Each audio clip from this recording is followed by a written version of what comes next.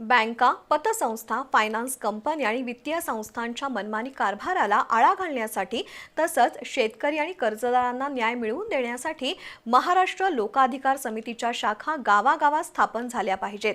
संघटनेच्या प्रत्येक कार्यकर्त्यांना किमान एक तरी शेतकरी किंवा कर्जदाराची आत्महत्या थांबवण्यासाठी प्रयत्न करावेत आणि अडचणीत असलेल्या कुटुंबांना धीर देऊन त्यांच्या पाठीशी उभं राहावं असं आवाहन महाराष्ट्र लोकाधिकार समितीचे अध्यक्ष प्रसाद करंदीकर यांनी केलं. आदमापूरमध्ये महाराष्ट्र लोकाधिकार समितीच्या कार्यकर्त्यांच्या मेळाव्यात ते बोलत होते. आदमापूरमध्ये महाराष्ट्र लोकाधिकार समितीचा मेळावा संपन्न झाला. यावेळी नवीन कार्यकर्त्यांचा संघटनेत प्रवेश झाला. त्यांचा सत्कार संघटनेच्या वतीनं करण्यात आला. कायदे आणि बँकिंग व्यवस्थेवर भाष्य करताना ॲडव्होकेट प्रसाद करंदीकर यांनी गंभीर आरोप केला.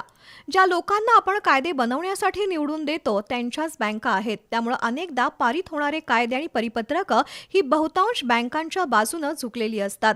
त्यामुळे सामान्य कर्जदार आणि शेतकऱ्यांना न्याय मिळवण्यासाठी संघटित लढा उभारण्याची गरज असल्याचं त्यांनी सांगितलं.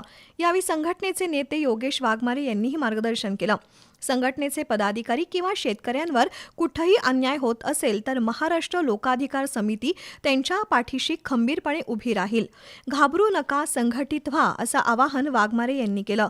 यावेळी संघटक ओंकार फास्के यांनीही महाराष्ट्र लोकाधिकार समितीबाबत माहिती दिली.